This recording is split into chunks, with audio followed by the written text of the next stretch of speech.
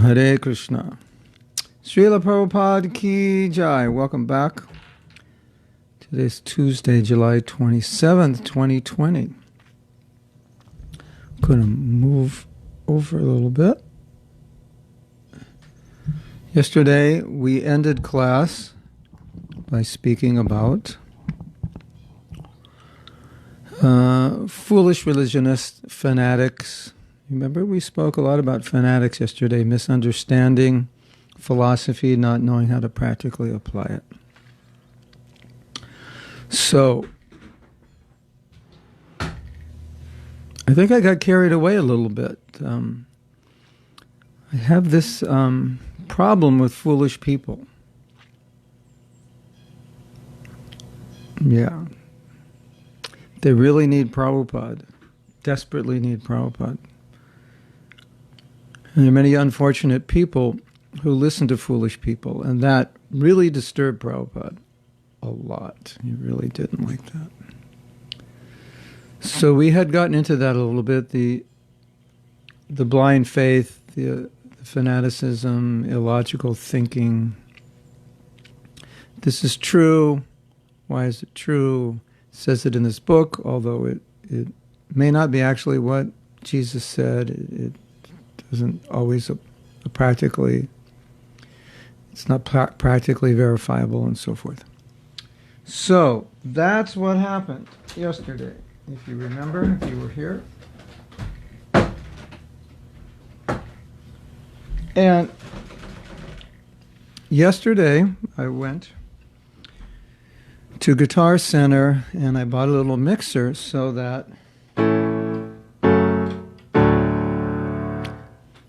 the piano could go directly in the mixer with no noise, as we had with my other device.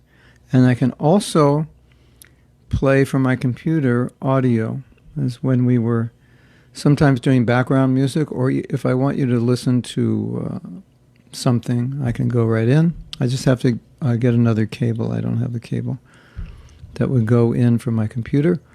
But before we begin, I need to know, am I loud enough? And am I distorting? So the answer would be, yes, loud enough, no distorting. No, not loud enough.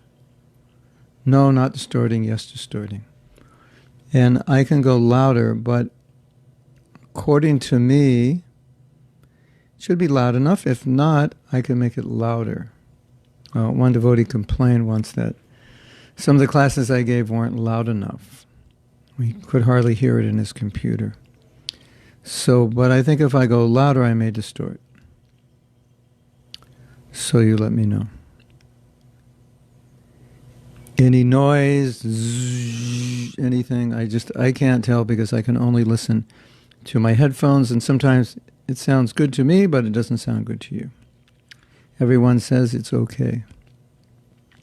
Loud and clear, no distorting, and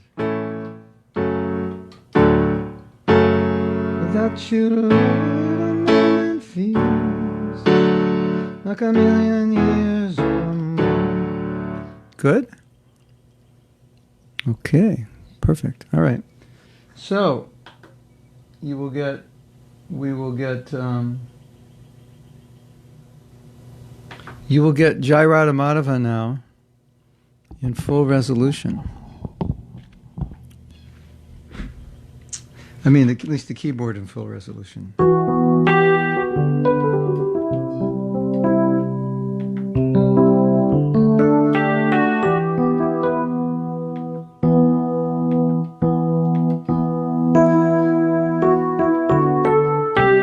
Srila Prabhupada ki jai. Radha Madhava Kunjabi Hari. Radha Madhava Kunjabi Hari. Gopichana Vallabha Girivardhari.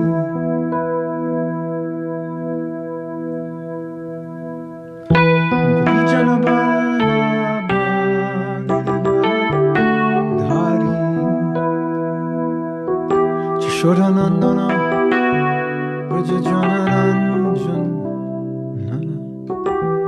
Jasodanandana Braja Janaranjan Shodhanandana Braja Janaranjan Shodhanandana Braja Janaranjan Jamunatira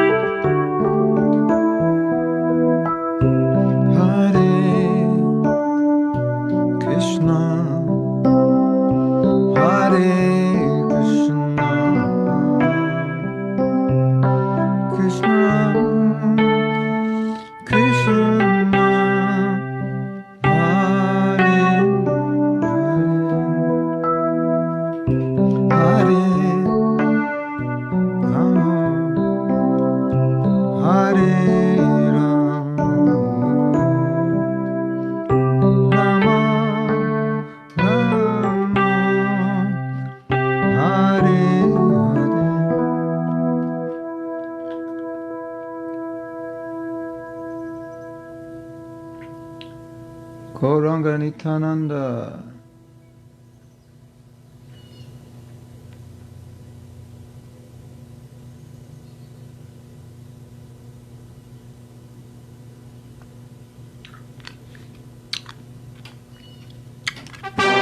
Hare Krishna, Hare Krishna, Krishna Krishna, Hare Hare, Hare Rama, Hare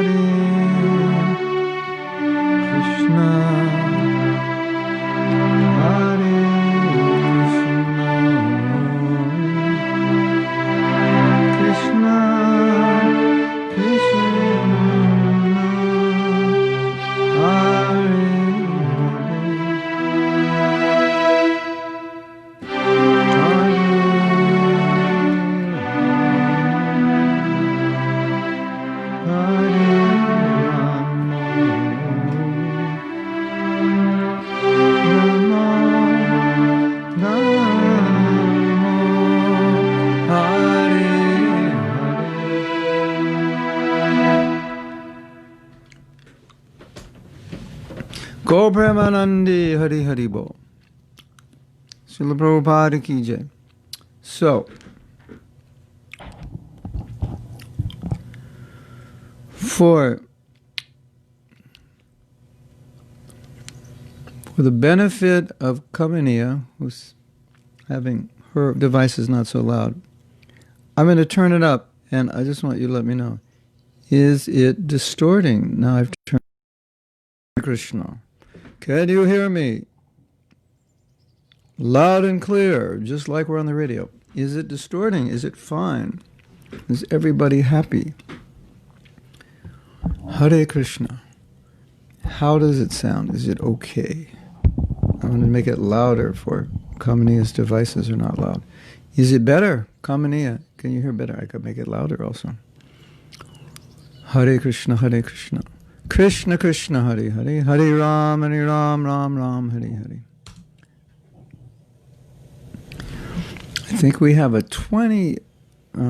It's great. Super. Fantastic. Well, thank you for your support. Many of you have been quite generous. And with your generosity, I decided to buy this little device, which another one like 2 months ago, but it didn't work. So this is better. It's got a little compression, which makes me sound like the radio. You want the radio? Should I do the radio for you? Okay, so here's the radio EQ. I'm going to EQ it for radio. Welcome to Laughing Your Way Back to Godhead, where we make fun of the nature of the material world, and in this way we detach through comedy. That's the radio. That's the radio setting.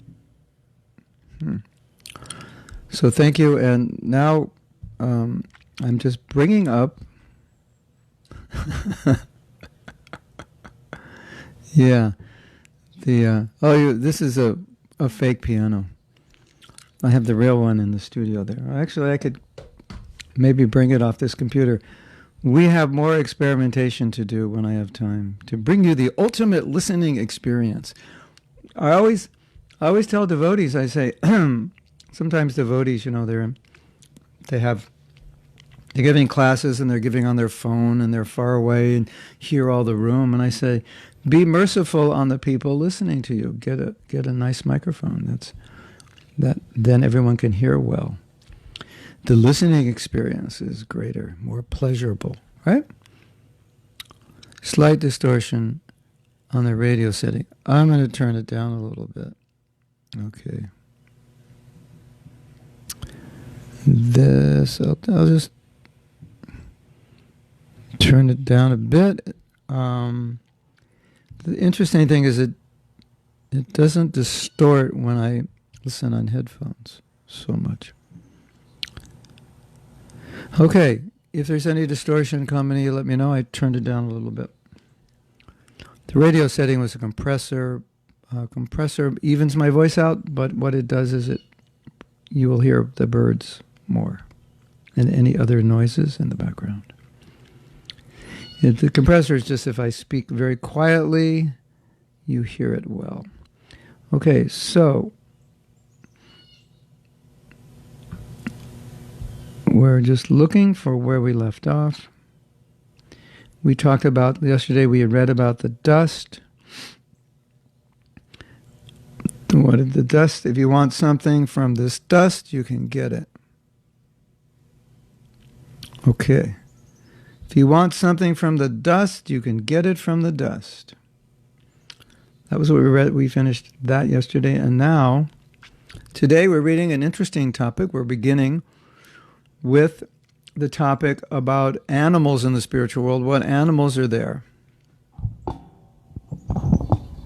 Once Prabhupada was asked, Srila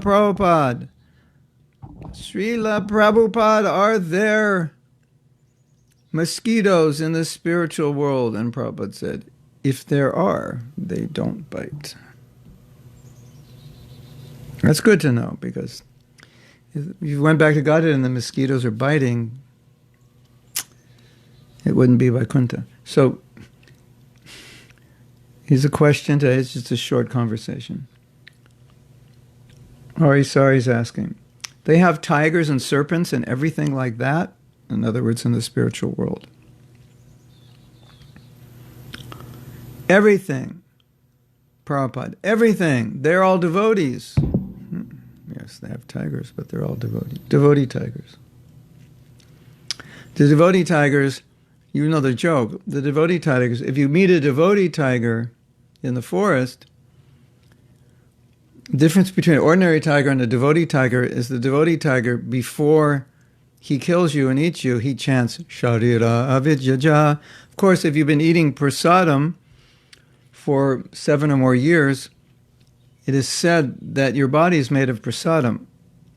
So they don't have to offer your body. Of course, they can't offer you to Krishna. He won't eat it. But your body's prasadam, so they chant Sharia avidyaja before they eat you. Whereas if they're not devotees, they don't. That's the difference. But that's a joke. In the spiritual world, no, they don't eat you.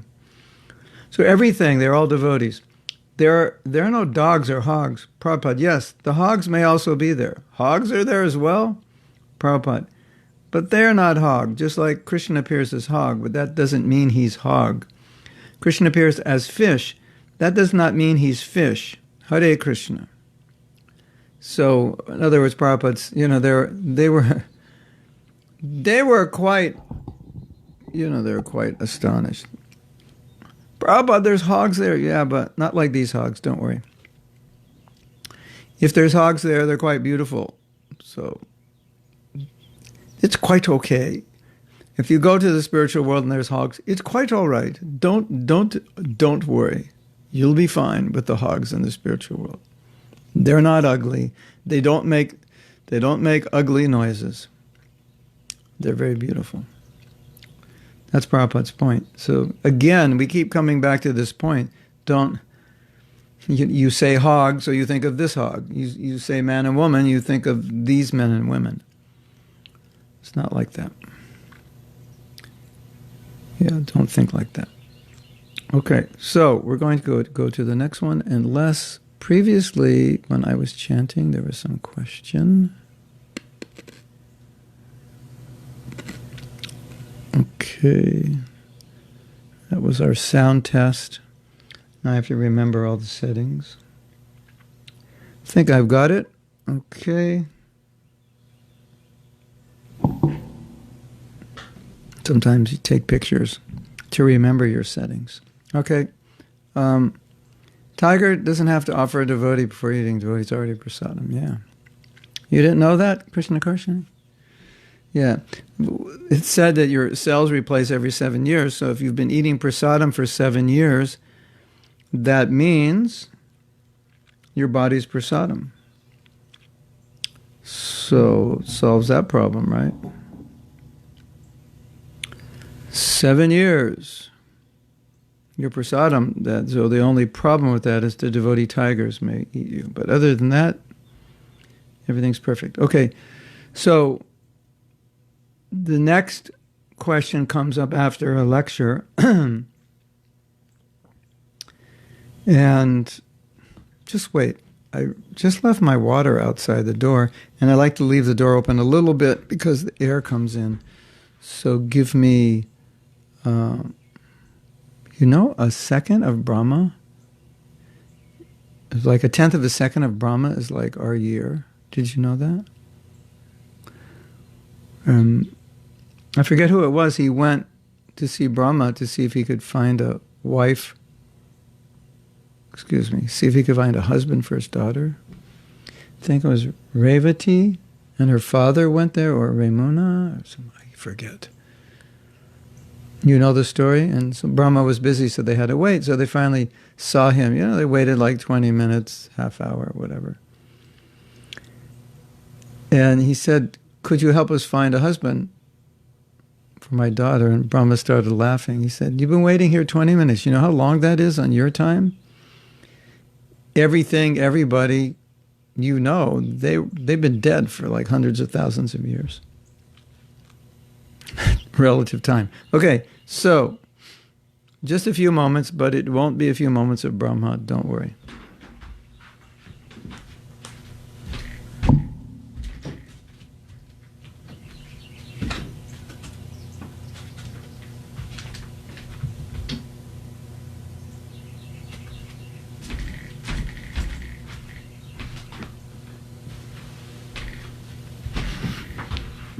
All I do is take lemons. These lemons had no juice. I take lemons and I put them in water. And they soak. You can do this with cucumbers and many things. Feels like it alkaline, makes the water alkaline and purifies it. Okay, we're back. So, the next title is called A Passive Relationship. Passive means like trees and so forth. So, Dayananda asks, we could have a passive relationship with Krishna like a tree? Prabhupada, yes, that will be revealed, how we are related with Krishna. Every relationship is as good as the other. Just like in this material world, everyone's position, he thinks it is very nice.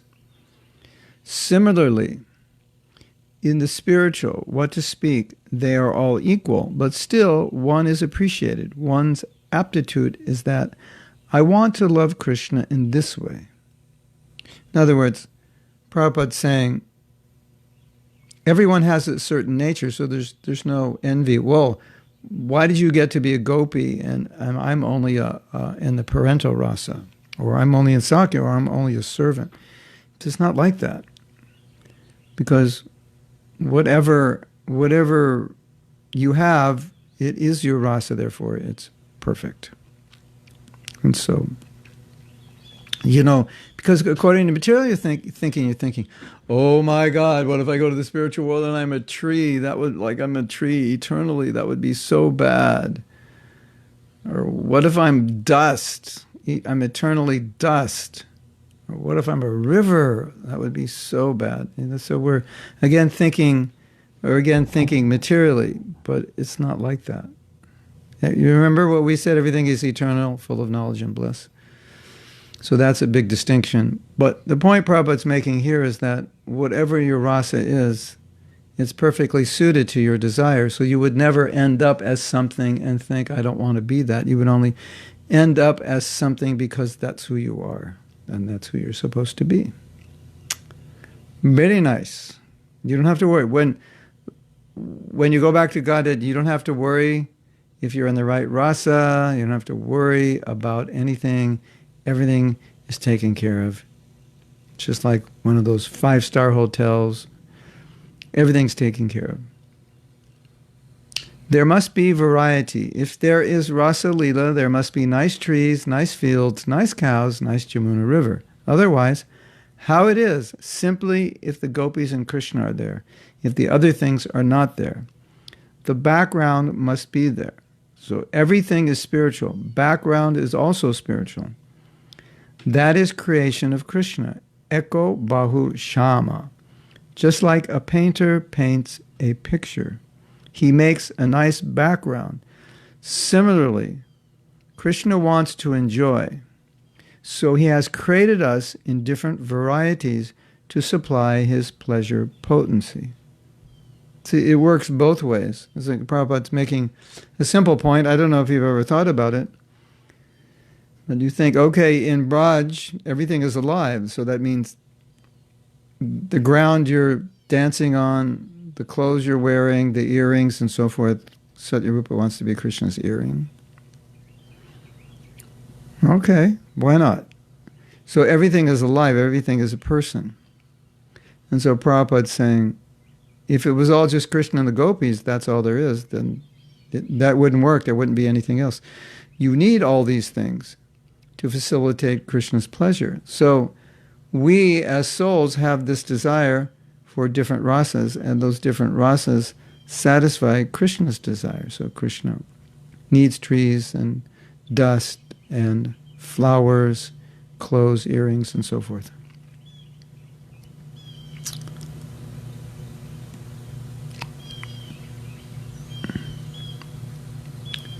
Just like a painter paints a picture, he makes a nice background. Similarly, Krishna wants to enjoy, so he has created us in different varieties to supply his pleasure potency. You see, Eko Bahusham. Eko Bahusham is the one has created many. And here Prabhupada is saying, Krishna creates us with different natures, And because we have different natures, then there's different ways to serve him. We have different desires, and those different desires will fulfill Krishna's needs. So he creates us with different rasas to fulfill his needs. That's interesting. The Vedic literature says that he alone has many. From one comes many. Why? Just to enjoy. Why? Anandamaya Vyasat. He's by nature joyful, Satchidananda. So Ananda does not mean one. No, variety. Variety is the mother of enjoyment. So that variety, they're all spiritual. So the nature of the spiritual is much different than the nature of the material. Because if I want to enjoy, I enjoy, but not necessarily does anyone else enjoy. Some people who like me may enjoy because they see me eating something they cooked and I like it, so they enjoy. But in generally, the universe, definitely the universe is not going to enjoy because I enjoy the prasadam you cook for me. But when Krishna enjoys, everyone enjoys. So sometimes people hear this, everything is for God's enjoyment and he creates everything for his enjoyment. And then they think, wow, what a selfish God that is. He creates everything for his enjoyment. That's like, he's really selfish. He's just thinking about himself. But the difference is when Krishna thinks about himself, everyone is happy, everyone benefits. So, again, people are approaching God with this material idea. Oh, he's thinking about himself. Why? That couldn't be good. He must be thinking about everyone. Well, yeah, he's also thinking about everyone.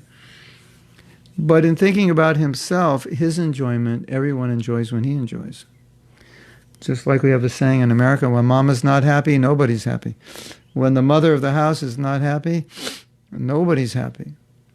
So it's something. It's simple. If you make Krishna happy, if mama's happy, everybody's happy. You make Krishna happy, everybody's happy. If you don't make Krishna happy, you won't be happy. That's for sure. So that's the idea. And so we had some questions back here. We had a question from Bhakti Lata. I would not like to be a tree or dust in the spiritual world because I'm thinking materially. You want to be Gopi, right? And Rasa Leela. Yes, I know. Well, actually, Krishna Karshani, you're right in a certain sense. Because in the Chaitanya Charitamrita, Mahaprabhu says, I have come to give the four rasas. Love of God and the four rasas. So Shanta, Sakya, Vatsalya, and Madhurya. Spanish has been translated. So Bhakti Lata says, it doesn't matter how we do things. What's important is to think of Krishna. Be conscious in offering him everything with devotion. Is that correct? Yes and no. It's the most important thing, but it's not always the only thing, because there's certain ways that, I went to the bank and I took all the Sankirtan collections and I put one wrong number. When I wrote out the bank deposit, I put one wrong number, and all the Sankirtan collection was deposited in someone else's account, but I did it with devotion. So it must be okay, right? I was cooking for Krishna, and then I had to answer the call of nature, so I ran in the bathroom, and then I had to take a shower. When I came back, the rice was burnt, but I was doing it with devotion. So you want to get both in order as far as possible, because then we could question your devotion and say, well, how much devotion do you have? You burnt the rice. What kind of devotee makes a bank deposit in someone else's account? So you have to balance, there are certain ways of doing things. But devotion is the most important thing. But if you put money in the wrong bank account, don't go back to your temple president and say, but I did it with devotion, Prabhu, don't chastise me. You can't say that.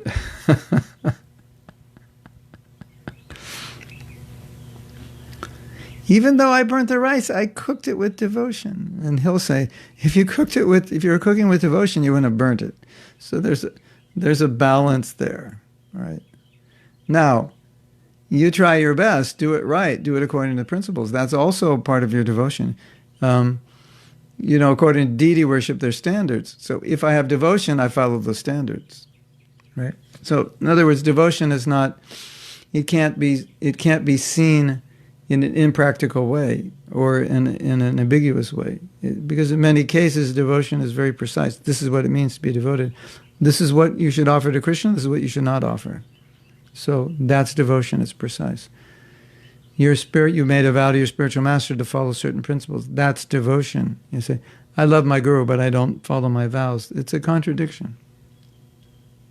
That's it. So because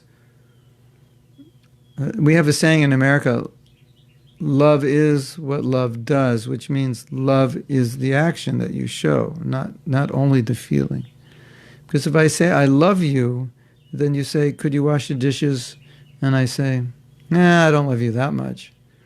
If you say no, you're really saying, I don't love you that much, that I'm going to wash it. Why? I love you, but washing the dishes is a little bit too much to ask. Well, could you sweep the floor? I'll think about it. But I do love you. I just want you to know that. Okay, so love is a verb. But bhakti is also an emotion. So wash the dishes with devotion. And then in that case, your devotion is the most important. And if you have devotion, you wash them clean. Very, very nice, very clean. My first seva when I was a new devotee was to clean the bathroom. And I'd love to clean the bathroom, and I'd polish all the chrome and clean everything perfect. And I felt, well, that's devotion. Not like just go in and, well, at least I was, the bathroom's not clean, but at least I was chanting Hare Krishna while I was trying to clean it. That I wouldn't tell that to Prabhupada. That's all I can say. I should write a book. 108 things I wouldn't want to tell Prabhupada. And these would be some examples of things I wouldn't want to tell him. Or you think of questions, like you go back to the spiritual world and you think of questions that Prabhupada would ask you, like, why were you getting up so late? Or why were you chanting such bad rounds? Or why didn't you always finish your rounds? Or why were you always fighting with the devotees? Or why you didn't do this? It's interesting to think of those questions and imagine Prabhupada's asking you those questions. You don't want him to ask you certain questions. You don't want to ask him certain questions. Or you don't want to tell him, not ask him certain questions. That's true, but I meant to say you don't want to tell him certain things. You don't want to have to tell him certain things. That's how I think anyway. Sometimes devotees say, well, is it okay to do this or that? And I say, my answer is, well, I wouldn't want to tell Prabhupada that I did that. I wouldn't want to tell Prabhupada that I rationalized in this way. So, sometimes when you're trying to figure out, is this right, is this wrong, should I do this or shouldn't I not do this? Well, just imagine you're sitting in front of Prabhupada and you have to tell him what you just did. And would you rather not have to tell him you did that? Or would you like to do something and be very excited? Prabhupada, look what I did. There's 10,000 people came to this festival. Yeah, you'd probably rather tell Prabhupada 10,000 people came to this festival than something you're not sure he would approve, right? Yes? True or true? Good or great? Yes or yes? I like it. Everyone agrees with me. It makes me feel really good. Okay. Yeah. So, now having said all this, Bhakti Lata, I don't want to minimize devotion and bhakti. When you're chanting, it's all about bhakti. When you're doing deity worship, it's all about bhakti. But you have to follow. The rules are like the medium. Like you invite me to your house and you cook something with devotion. Unfortunately, everything you cook I don't like. So your devotion, if it were complete, would be, ask me what I want. It's amazing that oftentimes guests are invited but we never ask them what they like. We just cook what we like, and hopefully they like it, and usually they do. But let's say you cook with devotion, and you cooked all the things they don't like, all the things they're allergic to, all the things the doctor said they can't eat.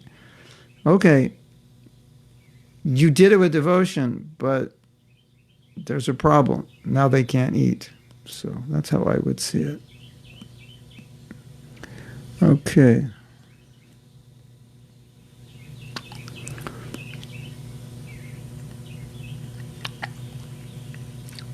What was Srila Prabhupada's Rasa?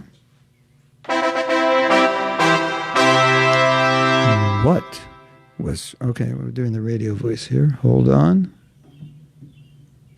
What was Srila Prabhupada's Rasa?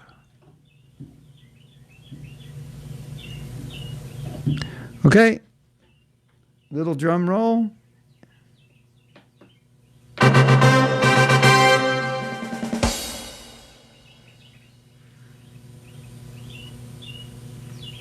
The answer is, depends who you talk to. The answer is, it depends who you talk to.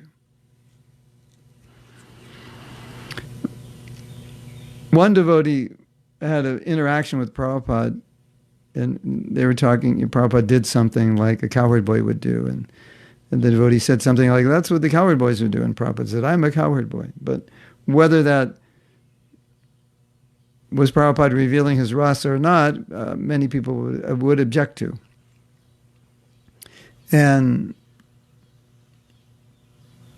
some people have analyzed it and said he's in Sakya, and some people have analyzed it and said he's in Madhurya.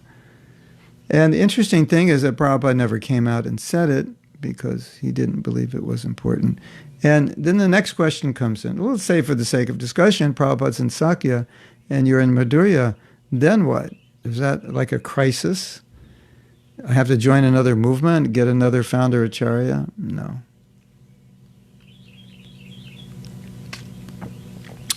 Not to worry, Prabhu. Everything is okay. Some people think, well, Prabhupada's in Sakya Ras, then it's like the sky is falling. Everything's fine, don't worry. I don't know if you know the story, but Srila Bhaktisiddhanta, it was revealed as Nayana Manjuri.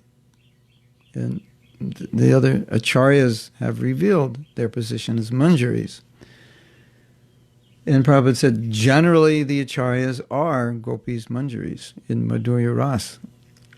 So one would thus conclude Prabhupada being an acharya must be in that rasa. It never seemed important to him that we would know that. The other story which is interesting is that Srila Bhaktisiddhanta Saraswati also didn't think it was important, and he never revealed it to his disciples.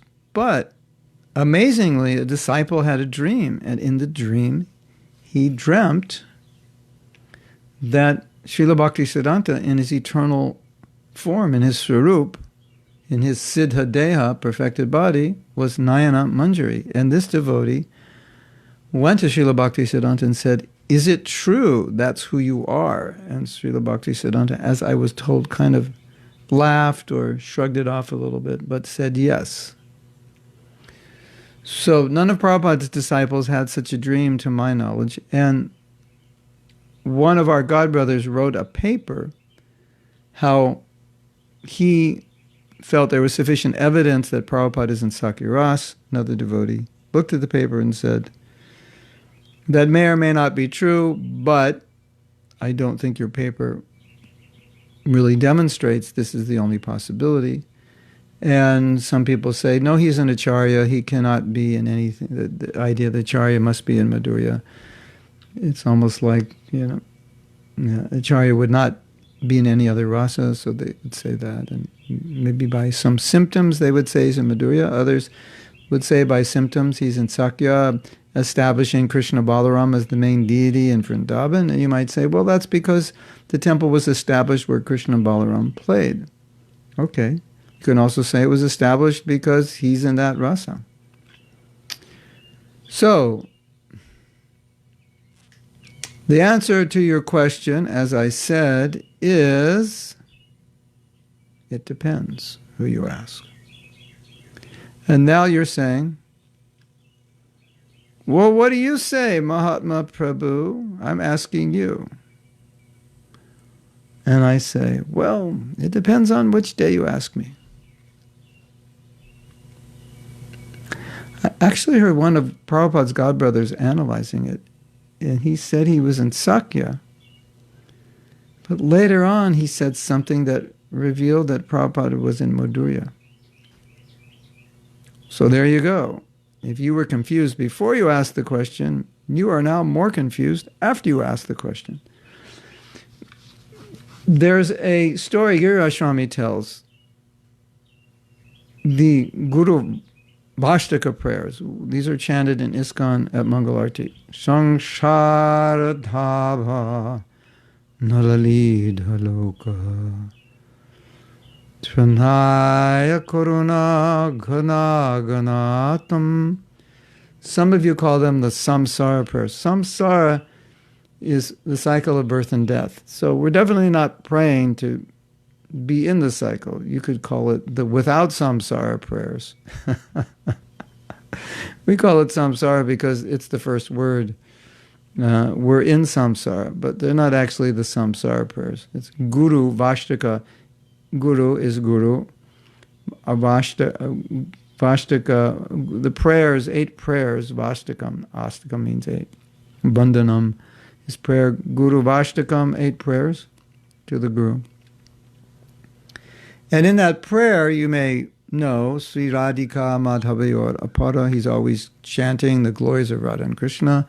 And then the next one, Nikunja Yuno Ratikeli Siddhayi. My Guru is in the kunjas of Vrindavan with Radha and Krishna, which is the happening place to be if you can be there. You know, like when I was young, I lived in Los Angeles. There's a street called Sunset, and then you've heard of Hollywood Boulevard. So in those days, Hollywood was, now it's not so much the happening place. But that's, you know, the movie theaters, the television shows, the radio shows, the recording studios, you know, entertainment capital of the universe, Los Angeles. And so, you know, going to Sunset Boulevard, there are lots of clubs and all the bands who ever made it, at least American bands, they all played at these clubs to like 50 people or something, 100 people.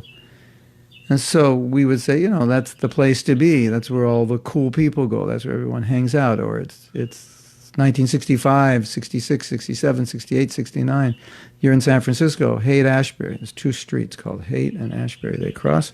And it's called Haight-Ashbury. That's the place to be. So Nikunja, Yuno, Rati, Keli, Siddhai, these are the groves of Braj. That's the place to be. I mean, if you can get there, get there. That's the place to be.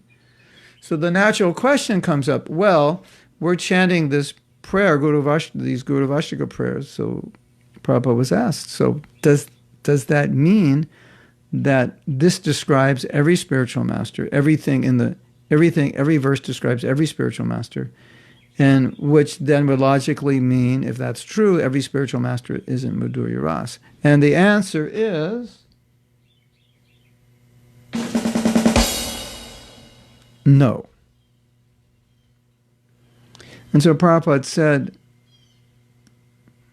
this was Vishwanath Chakravarti Takura who was describing his spiritual master. So this song it's not absolutely generic. It's describing his spiritual master. So his spiritual master is in Madhurya Rasa as a Manjuri. So yeah, he's in the groves because only the Manjuris can go in the groves. Gopis can't go, but Manjuris are little girls, so they can be around and watch Radha and Krishna and help them. So better to be a Manjuri than a Gopi. The Gopis have direct relation with Krishna. The Manjuris do not have direct relation with Krishna, but they help Radha. And they're younger, and so they can be with Radha and Krishna, assisting them and watching their leelas. But then, Prabhupada said, the spiritual master may not perfectly describe the spiritual master, but, you know, your spiritual master may not be Uttama Adhikari, that every time he chants, he exhibits the 8 symptoms of bhava, which is described in the first verse. Mahaprabhu Kirtana Nritya Gita Vaditramajan Manasam. It's just describing bhava. His voice is choking, his hairs. Romanchakam Pashru, his hairs are standing on end, tears flowing from the eyes. These are symptoms of bhava. And you might say, well, I don't know, I've seen my spiritual master chant. I've never seen these symptoms, so I'm just going to scratch out that verse. Let's go to the next one. Okay. See Vigraha, yeah, he does deity worship. Okay, that one we'll leave in. Chaturvida, he likes prasadam, he likes to see devotees. Okay, Sri Radhika, he likes to give class, chant about. The Kunja, I don't know, I have to talk to him about that. I probably not yet in the Kunjas. All right, we'll scratch that one out. Sakshat Hari, representative of God, yeah, and by his mercy we get, yeah, okay. So we'll scratch out 4, and we'll scratch out 6, and that, then it's okay. We'll just have 6 verses. New resolution for Iskcon. We knock out verse 1, and we knock out verse 6 until your guru is on another level, or until you find out your guru's Rasa. So, no, I don't think we're going to do that. That would only be in the fantasy movie of what Iskcon is like in 2120. It was taken over by an army of Bhakta Burfis, and they would do things like that. And Bhaktin Burfis also. So, Prabhupada said, if he's not on that level, he's aspiring for that level. Then you'll think, well, if he's aspiring for that level, that means he must be in Madhurya Rasa, and he just hasn't been realized, so he's aspiring. Not necessarily. Because not everyone is in Madhurya Rasa, but Madhurya Rasa is the highest Rasa. It actually nourishes all the other Rasas, and it's the focus, because everything's focused on, even the cowherd boys, they're intimate cowherd boys, they help Krishna and Radha by sending messages, getting messages. So they're involved in Madhurya Rasa in some way. Jasoda has Krishna Radha cooking, so she's involved in it. So, and to meditate on it is nourishing for whatever rasa you're in. So you could say we're all aspiring for whatever is in that Guru Vashtika. Anyway, that's how Prabhupada answered it. So it doesn't necessarily have to be in Madhurya Rasa. It's not. You don't have to find a different movement, in case you were worried about it. No, Prabhu, I wasn't worried about that. I was just worried about getting up before 8 in the morning. Yeah, that's usually what most devotees are not so worried about what rasa they're in and how to enter into it. They're worried about getting up before 8 a.m. Hare Krishna. It's true. I hate to be so honest, but sometimes we get caught with some highfalutin philosophy and we're still struggling with basics. So, Ankush says, how to be a servant of the servant and not do austerity like Hiranyakashipu, even though he knew Vedic culture and preaching to mother is still considered a Rakshasa. Or how not to become like Hiranyakashipu. How to be your austerities for Krishna, so that'll purify you from your Hiranyakashipu tendencies. Hiranyakashipu was doing austerity to become Hiranyakashipu. He wasn't doing austerities to become purified. So the answer to your question is everyone's going to do austerities, guaranteed. I promise you, you will all do austerities. It's built into the system here in the material world. Hiranyakashipu did it so he could become immortal. As long as you do austerities to purify your heart, no problem. If you do austerities for material benefit, big problem. Then you become a little Hiranyakashipu. Everyone's trying to become a Hiranyakashipu. Dun, dun, dun, dun, dun, dun. Isn't it? All the little Hiranyakashipus running around, trying to get more money, more power, more women. That's it. It's the name of the game.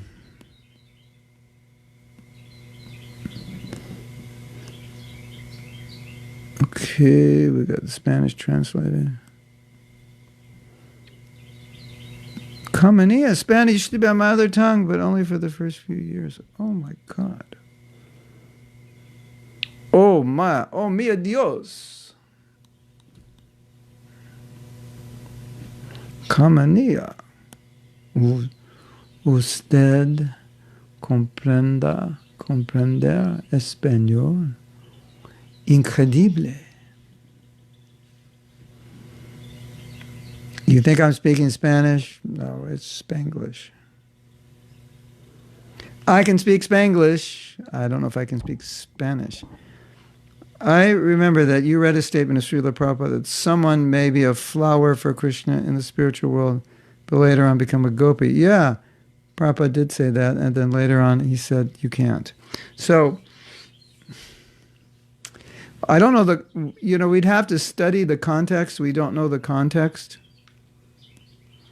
And as I was saying before, there's an interesting thing. This is my understanding that it seems that Prabhupada's making a point. No, it's like this. But then he makes a point which appears to be a contradiction. But he's approaching it differently. He's talking about philosophy. He said you could go from Vaikuntha to Braj. That's amazing. So, like, philosophically, it's dynamic. But in terms of rasa, nobody wants to change. So perhaps we have to see it that way. From the point of view of philosophy or tattva, it's dynamic. You can always change. And from the point of view of rasa, your rasa will be awakened and it won't change. It's already there. Dios mío. Dios mío. Camanía. Dios mío.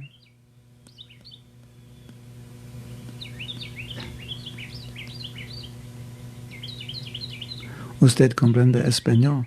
Cuando usted was, I forget, I don't know how to say was, un baby, una baby, una años, when you were 1 year.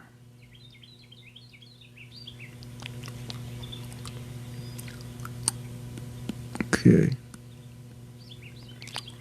Welcome, Jyotirmaya. I wish to be a joker in the spiritual world and make Krishna laugh. Okay, maybe you already are. You're doing it now.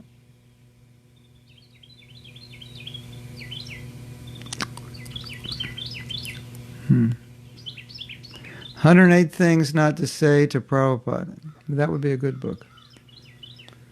I need some paper and a pen. But whoops, this came up in a conversation, a discussion. Part of what you wouldn't want to say is also how you wouldn't want to answer a question. So if you act a certain way, then you have to answer the question. And one question, you go back to Godhead.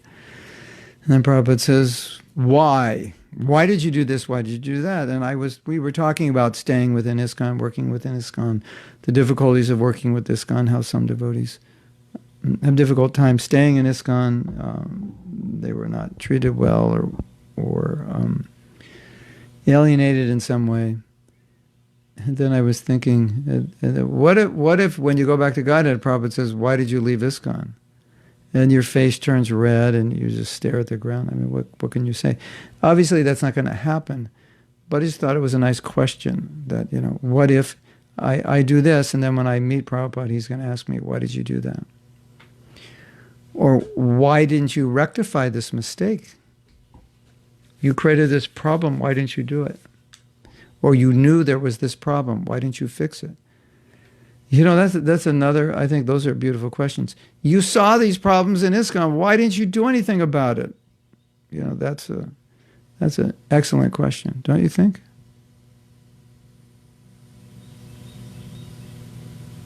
Or 108 questions Prabhupada could ask us. You saw this problem, that problem, this, just go down the list of problems. You saw that, you knew it. And you didn't do anything about it. All you did was criticize. You criticized those who you felt should be doing something about it. That's all you did. You didn't do anything. Why didn't you do something? You saw the problem. Why didn't you do something? It's a nice question, isn't it?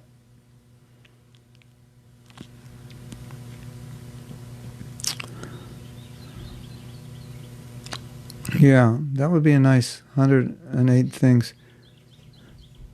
It's 108 things I wouldn't want to have to say to Prabhupada. I think that's it. I wouldn't have to want to say.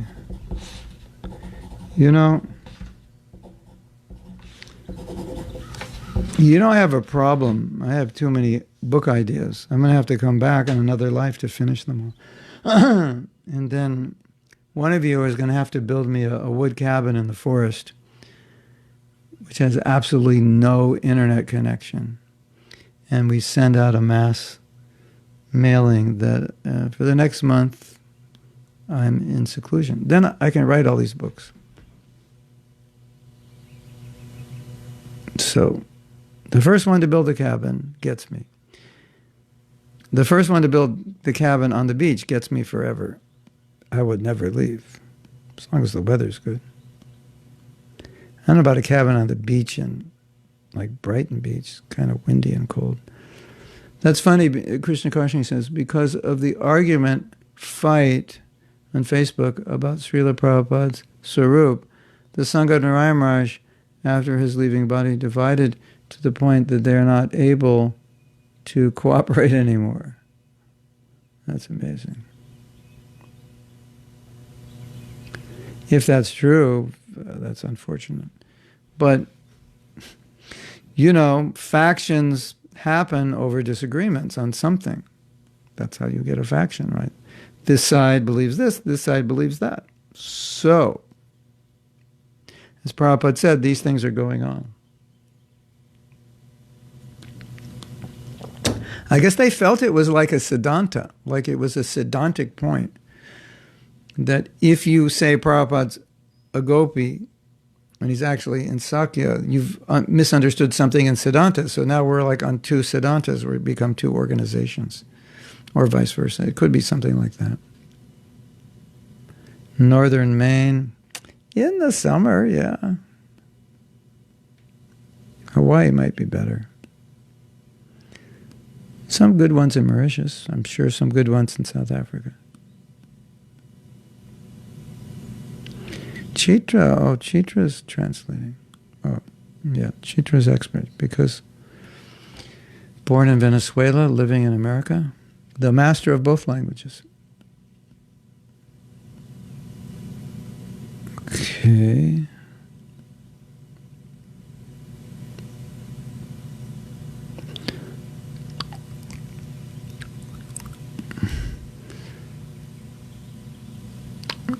You're having a discussion about who's the best Spanish translator. Well, it's certainly not me. 5,000 feet elevation, Swiss Alps. Okay.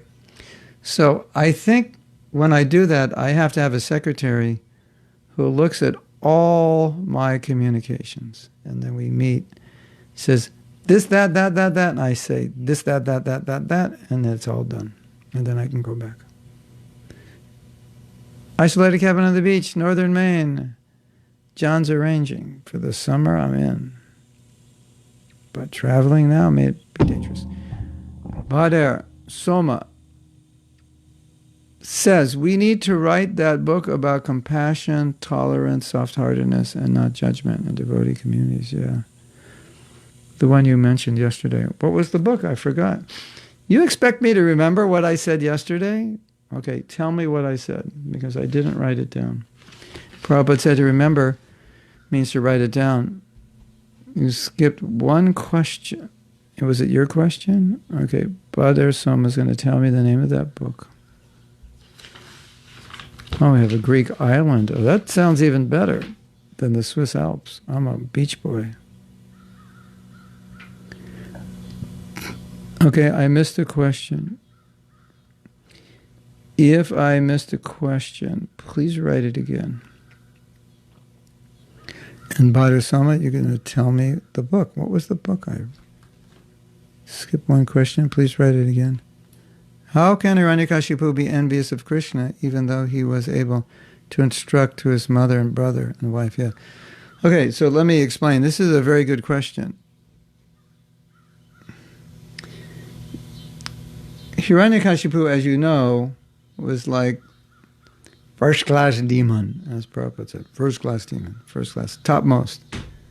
Topmost in his class, The gold medal of demons. He was a 5-star demon.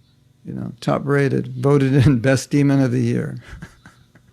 I think he was voted in best demon ever. I told that story once. There was a mountain of gold, right? And who was it? Someone had taken Ravana to this mountain of gold. I think it was maybe Bali. Ravana wanted Bali's help to defeat Ram, so he took him. He took him for some reason to this mountain of gold. Said, we'll get this mountain of gold. We'll use it for some reason. And Ravana couldn't lift it up. It was too heavy. And Bali said, you know what this mountain of gold is? He said, this is an earring of Hiranyakashipu. And Hiranyakashipu was annihilated by Lord Nrsingadev. And now you're fighting Ram, and you can't even lift his earring, and you think you're going to be victorious with Ram. So Hiranyakashipu, he won the, Fortune 500 best demon ever issue. Can somebody tell me if there was a bigger demon than him? Maybe his brother, Hiranyaksha. I'm not sure which one was better. I think it was Hiranyakashipu. He, the Fortune 500 man of the year, man of the eternity, demon of the year. If they had a magazine, they have these magazines for, what do they call that? The black arts. They have a name for it. I can't remember. Satanic. It's the satanic magazine, man of the year. That's Hiranyakashipu, but he's the man. So now Ankush is asking this question, which is so interesting. Hiranyakashipu is the personification of a huge demon, but it's so interesting. He's within Vedic culture, and as a byproduct of being in Vedic culture, and as a Kshatriya, being trained Kshatriya, he has Vedic knowledge because Kshatriyas went to Gurukula. Now, I can't say for sure because I don't have the history of whether Hiranyakashipu went to Gurukula or not. But by the way he's speaking, it certainly sounds like he was trained. If he wasn't at Gurukula, he was trained by a guru. So, what's the point of this? You're all confused. Your heads are spinning. I can't understand this. He's, the biggest demon, but he's in Gurukula. The demons would use the Vedas for atheistic purposes. So they'd be trained. That's the atheistic varnashram. So we have Daivi varnashram, and you have atheistic varnashram.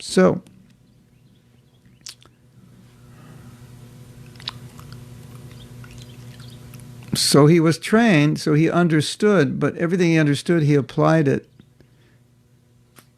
for himself to get ahead. So, all right, somebody dies, don't lament, they're not the body. But what is that knowledge doing for him? It's just helping him be stable and equal poised so he can go out and kill people and make more money and get more women. So he uses the knowledge for material purposes because he's raised in a culture that has it. That is so interesting, isn't it? It just shows the power of culture, doesn't it? You're demoniac, but you're surrounded by knowledge. That is interesting.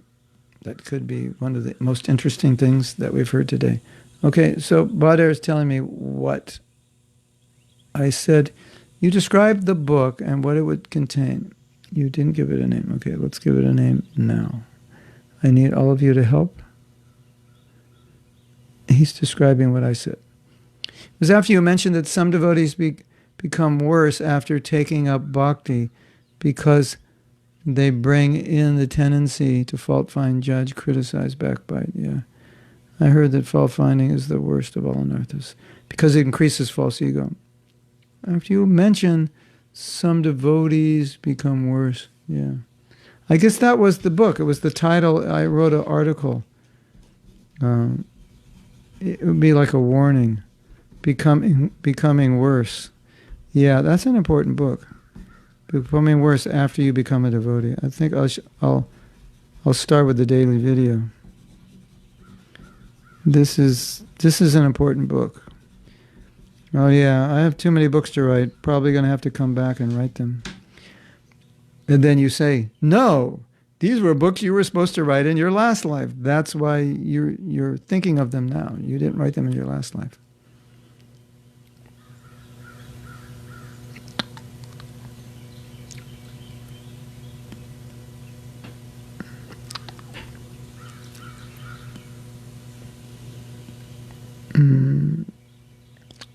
Okay. Nandita says, in Vedic culture, a birth name can be given according to what it is best for the child.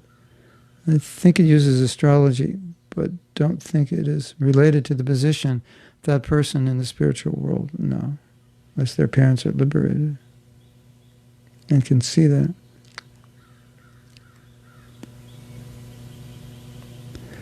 I've lost the conversation. Birth name, spiritual name.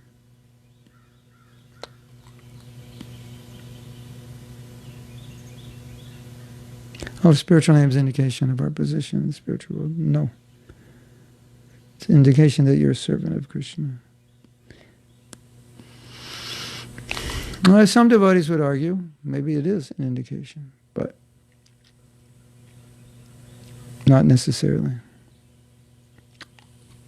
How can we train ourselves to be able to see only good in others? It is sometimes very challenging as the negatives are more prominent. Yeah, well, one thing I could say,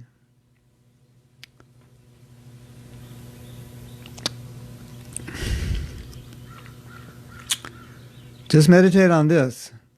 Is your name Smrita? I can't say Smita or Smita. Smrita. Meditate on this. If you think of the negatives of the person, those negatives will enter your heart, and you'll start acting like the negatives that you're meditating on. I think that's enough to dissuade us from meditating on the negatives of another person. Bhaktivinoda Thakur said also, when you criticize, you get the bad karma of that person. They get your good karma. So I guess if you want to be generous, criticize people, and they'll get all your good karma, and you'll take away their bad karma. Sometimes I would joke, say, please criticize me, because then I get rid of my karma, get your good karma. So I would say to help us overcome the tendency before we're elevated enough to overcome it, just look at the ramifications of it. It's like, pretty much look like I'm going through my refrigerator and there's some rotten bread, there's some cheese with mold on it, there's some... I don't know if you ever seen rotten strawberries? There's a fuzz that grows on. The mold becomes fuzzy. And I take out all those things and I eat that. And I would think, if you did that, you're crazy. Why would you do that? So pretty much fault finding is like all these nice things in your refrigerator, fresh this, fresh that, fresh baked bread and fresh blueberries and fresh yogurt from protected cows and fresh this and that. And you take all the rotten stuff. That's what fault finding is. So if you see it that way, it can help you.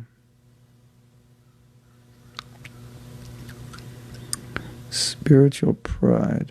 It was also about, I think that book was about fanaticism.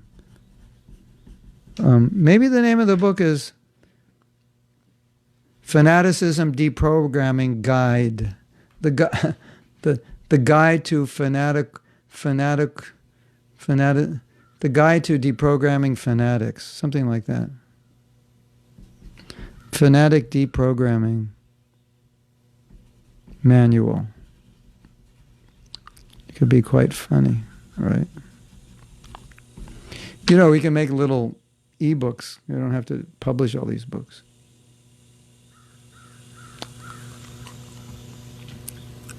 On the phone app, I don't get all the questions. That's not good. Well, I could...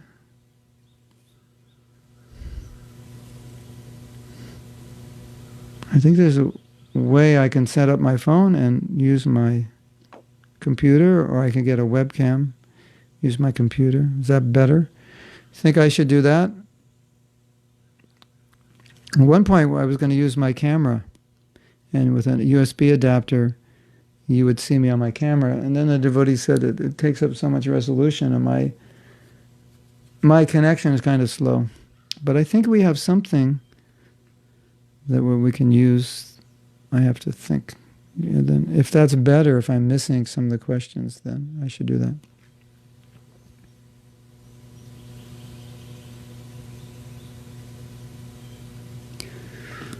Okay, so I need the question asked again. All right, so now, that was a lot of discussion. Okay, we're ready to read the next quote, which is about Krishna and his girlfriends. If you're interested in that. Oh, more. Okay, more. Rather than fanatics, maybe fanaticism, because many of us have elements of fanaticism. And I would never identify as a fanatics. Fanaticism. Of course, fanaticism deprogramming manual, level 1. Prabhupada sometimes used fanaticism in a positive way. You know, it's like dedication, focus, something like that. So, yeah. Okay. So, out of these classes, we have designed many t-shirts and many books. Lifetimes of service. Why don't you all become writers and you can write the books for me? Ghostwriters. It is not a secret that radical people are emerging in Iskcon today.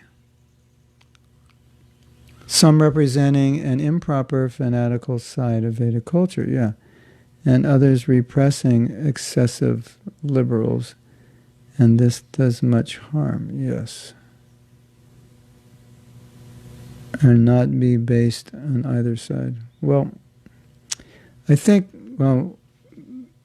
some devotees have analyzed this, because, you see, people by nature are a certain way. And so when they come to Krishna consciousness, they'll be attracted to the more liberal things that Prabhupada said, or they'll be attracted to the more conservative things they'll said, or they'll be more inclined to developing a social system rather than say, oh, we've spread Krishna consciousness enough, we need a social system. And so they'll tend to be focused on things Prabhupada said around developing social system, which would tend to be more conservative in some cases, or always. And some are more focused on the preaching. And just go out, do what you have to do. That's the most important thing. If you have to make a compromise, do it if it's going to help somebody. So we're different, and both things are true, and both things are there. And so the problem is not that they exist. The problem is that we become fanatical about them. And when I say fanatical, I mean fanatical meaning, what I mean is what I mean, and I will tell you what I mean. I mean that not acknowledging the value of the other side, because within specific context, each thing has its value. If there are many, many devotees who want to create a community based on traditional Vedic values and so forth, why should anybody criticize that? Just because maybe you feel their values are, Victorian, prudish, outdated, Manusamhita-ish, and so forth.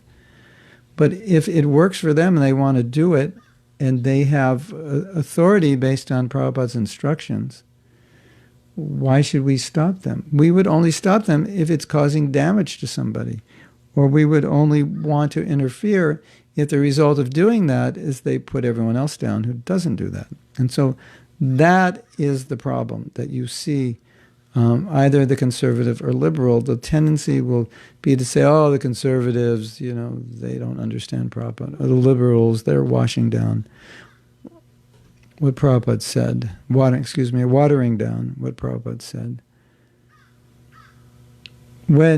Generally, when you look at it more carefully, they're just trying to adapt what Prabhupada said to a particular environment, particular culture, a particular need. That's all. And I think it's important also to look at the effectiveness of it and the needs. Is this effective? Is it an effective system? Is this something that people are attracted to? Because certainly, if we're preaching in a certain way, And even though we're preaching Krishna consciousness as it is, and we don't want to compromise what we're doing, if it's having absolutely no effect, nobody's relating to it, it's too narrow or too this or that, or too much this or that, Prabhupada would adjust it.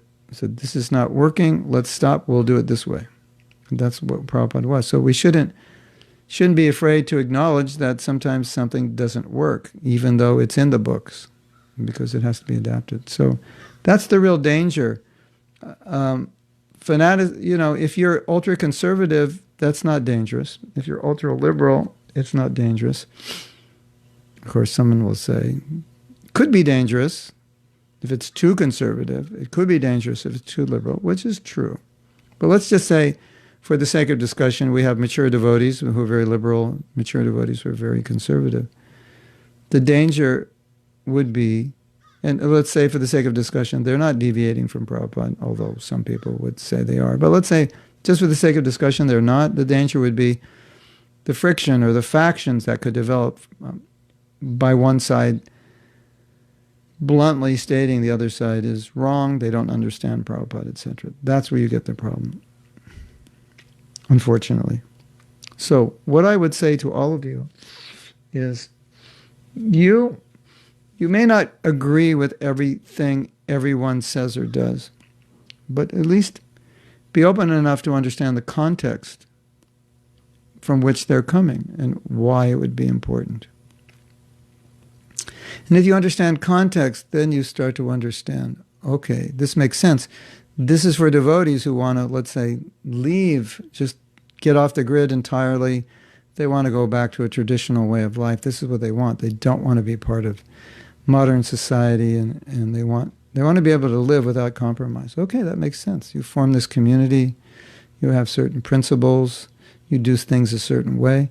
If you can't do that, you wouldn't join the community. And if you like that, you would. And maybe you're a more liberal person. You want to be out in the city, you want to be preaching and attracting Krishna consciousness, people to Krishna consciousness in different ways, through art, through music, through interesting talks, etc.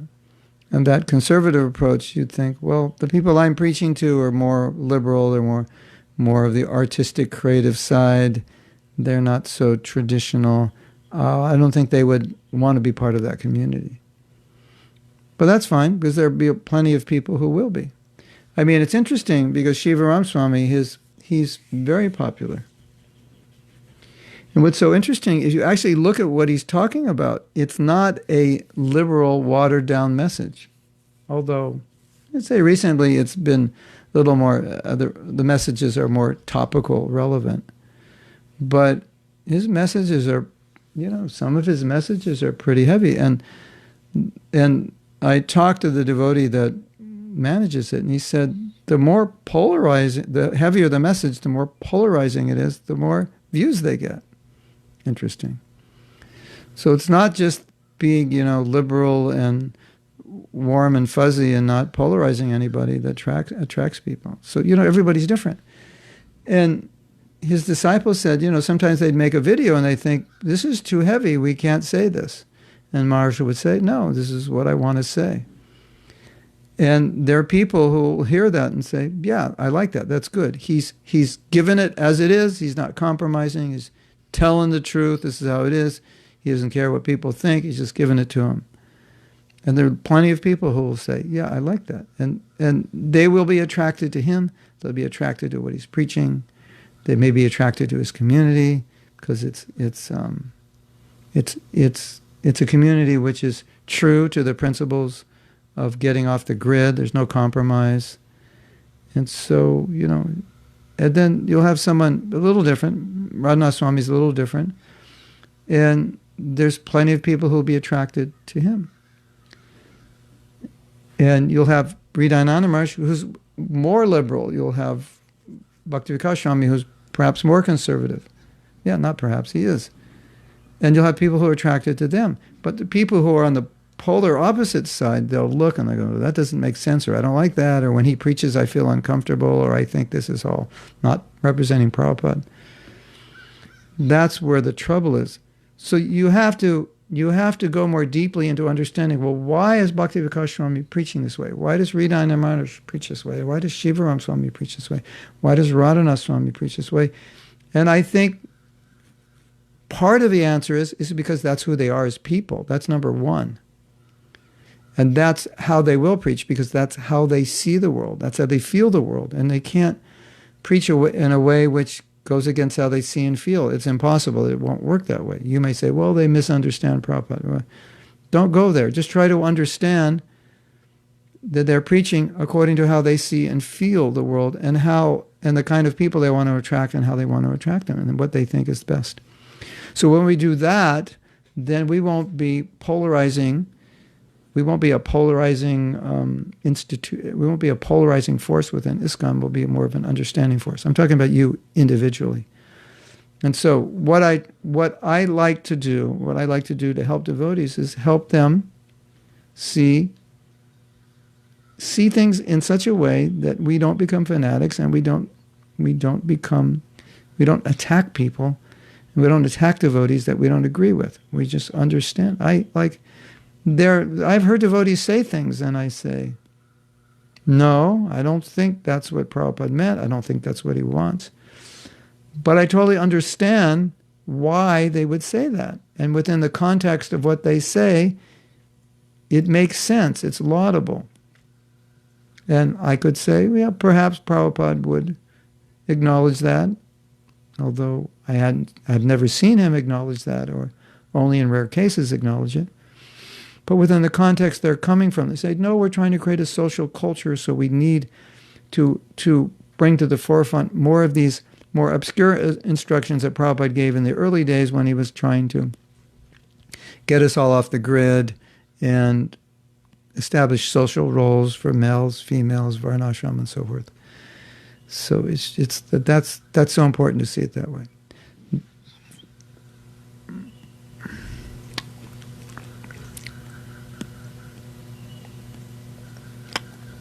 Okay, yesterday you asked us to write a book according to what you taught us regarding pitfalls of becoming religious, a devotee. And you mentioned the book should discuss how one can fall into pitfalls. Yeah, that's a good point. And how to avoid them. The pitfalls of being religious, yeah. That's a more politically correct title, right? Than fanaticism. Well, subtitle. Fanaticism Deprogramming, Level 1. No, we'll okay. This is the title. This is the subtitle. You know, I have a whole file. Did you know that? I have a whole file with book titles. That's like 20 years, 15 years old, of which I don't think I've written any. We have to have a meeting about this. You guys have to write it. You go through my lectures. You write the books.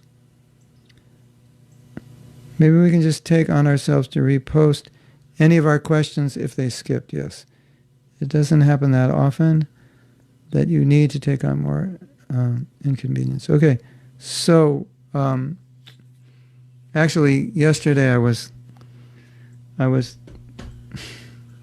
anyway, I might get a video cam or get an adapter for my camera, because I have a computer that I don't really need anymore. And I only use it for doing Zoom because the camera's on top, whereas on my other computer that I normally use, the camera's on bottom. So that means you'll be looking up at me like you're sitting on the ground.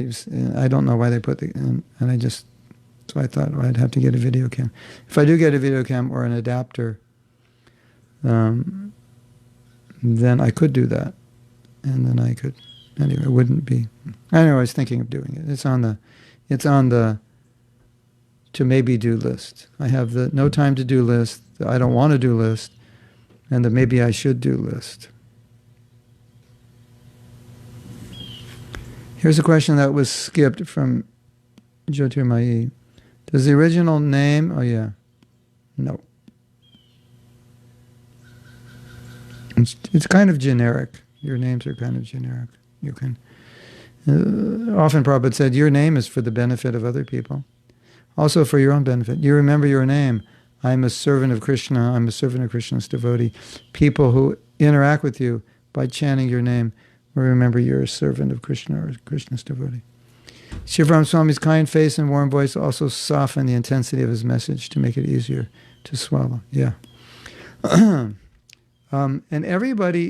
everyone has their nature. And I think a lot of the criticism that goes on, at least from my perspective or analysis, is that you're actually often criticizing the very personality of the person, because within that personality, everything comes from that, the way they preach, the programs they engage in, what they give priority to. And so it's part and parcel of their nature. So in some sense, by saying I think his preaching programs are not right, it's connected with who he is. But I wanted to say this because I was actually having this discussion yesterday with my wife. And I was telling her, I said, my wife was saying, we were talking about this topic probably because, I don't know, it was before class yesterday. Maybe that's why I talked about it, because we were talking about it. And she was saying, some people criticize Radhanath Swami. He said, but look at the results of his preaching. It's like incredible results. And they'll criticize, the more conservative may criticize him as being, I don't know, I don't want to say wishy-washy because that's not true. But they may say he's not heavy. Yeah, he's not heavy and straight like Prabhupada was. My wife said, well, look at the result. And I said, but the interesting thing is, if you study Maharaj's personal life, if you study how he trains his brahmacharis, it's like ultra strict. They're just sleeping on the floor. They've got one little box to, this big, this deep, and one, maybe they upgraded to two. Kali Yuga is progressing. They got two little cupboards now. Brahmacharis live very strictly. So, in so many ways, he's strict. Hridayananda Maharaj, in so many ways, is conservative. So, it's just interesting to see these dialogues. So-and-so, so conservative. But Bhakti Vikash, in some ways, is very liberal. So it's like people aren't one-sided. So, sometime, I recently had a conversation with a devotee who I thought was very conservative, but in the discussion we agreed on everything. So we should make all these assumptions, and as human beings, we make assumptions to get us into trouble. So I once was asked, well, what do you do when you travel? And I say, well, I don't have a mission, but it seems my mission has become to preach in a way that will prevent us from becoming fanatical, or if we already are, to neutralize it a little bit, because I was seeing so much fanaticism, misunderstanding, even in my own disciples, just because they read something and they don't understand it. Like, this neophyte reaction, everything's Maya. It's not, everything is not Maya. Maybe everything you see is Maya because you're in Maya, but everything is not Maya. Radhanath Swami's Chapati community and brahmachari is there, very much one of his legacies. It is very pucka community, yeah. Also the Grihastha, yeah, it's very strict. Most cases, those who criticize even don't know personally those who they criticize. Well, it's also true. Not only is that true, and Krishna Karshani's point is if you knew the person you're criticizing, you would know enough about them to probably not criticize them and realize that you misunderstood them. And I have that experience, and people have that experience with me, because sometimes one devotee, he was very conservative, and he said, well, if you lived in India, you could understand this. And that was the time we were living 9 months a year in Mayapur. And I said, I do live in India. And he was shocked. And another conservative, we were talking, and I said, my daughter went to Gurukula, because he's thinking, Mahatma's like the liberal, he's like so liberal, so open. And he almost had a heart attack. Had to catch him. When I told him my daughter went to Gurukula. He had no idea that I would do something like that. But Karshani, I think equally, if not more important, is another thing I've noticed, is that a lot of times, and this is really bad, and don't ever do this or I'll never talk to you again. This is really bad, and I see it happen all the time. Sometimes a point comes up, and so someone's addressing a point without mentioning anyone's name, but you can understand who they're talking about, or a philosophy that's coming from a certain zone or a certain person, and they don't know the philosophy. So they're defeating a philosophy that is not what that person teaches. And everyone in the audience is going, "Oh yeah, that's so stupid. I can't believe that person thinks this way." And he doesn't think that way. You haven't done your homework. Someone told you, so-and-so Maharaj, he says this. And then you're in class, your whole class is smashing so-and-so Maharaj without mentioning his name, although everybody knows who you're talking about, which is really bad in itself. Only to find out, or maybe never find out, but plenty of people in the audience knows what so-and-so Maharaj is talking about, and you're not defeating what he believes. You're defeating a cloud. It's not what he believes. And in doing so, you're indirectly criticizing him, making him look bad. And he doesn't even believe that. The other thing is, we just because I believe something today or say something today, doesn't mean I may not have a discussion tomorrow and not believe it. Just like Krishna Karshani is convinced that we were never in the spiritual world. And I just sent her a couple articles that were really interesting, at least one. One got sent back for some reason, which might make you think, well, maybe I need to understand this more. So maybe she changes her mind in the future. It's like, yeah, I read all these articles. It makes sense now to me. And 5 years from now, people are criticizing Krishna Karshani because she believes we come from Brahman. And, 10 years ago, she realized, no, that's not right, or vice versa, however you want to look at it.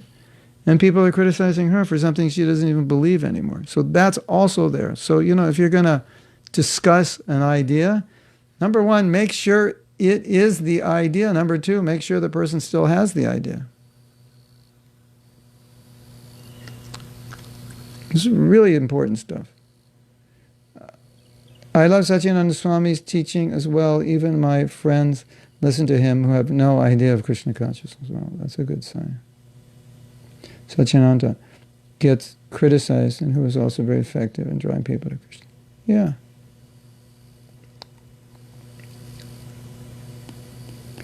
You need to have a master's degree to join the ashram in Chapati?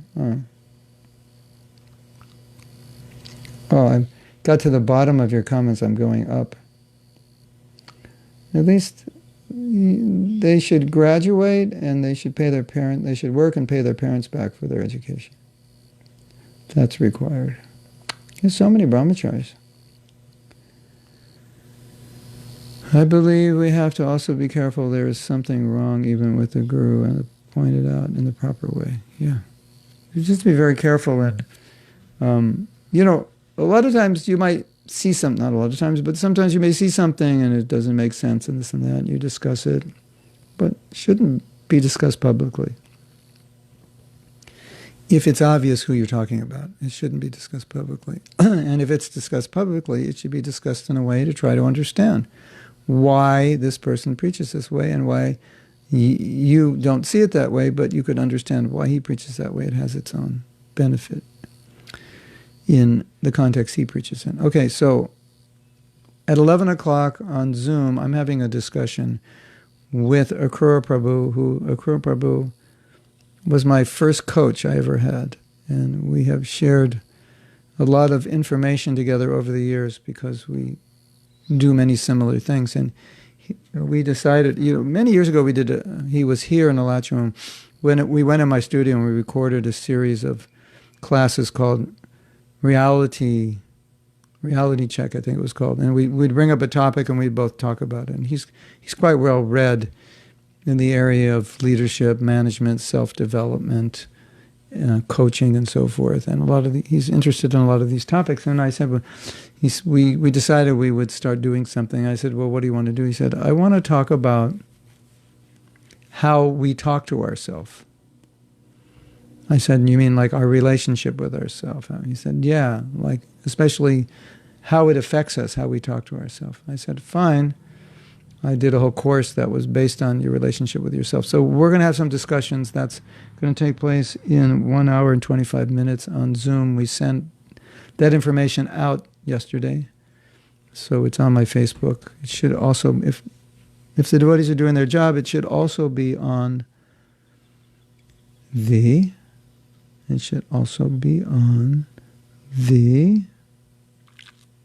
website. So you're welcome to discuss that, how we talk to ourselves. Yeah.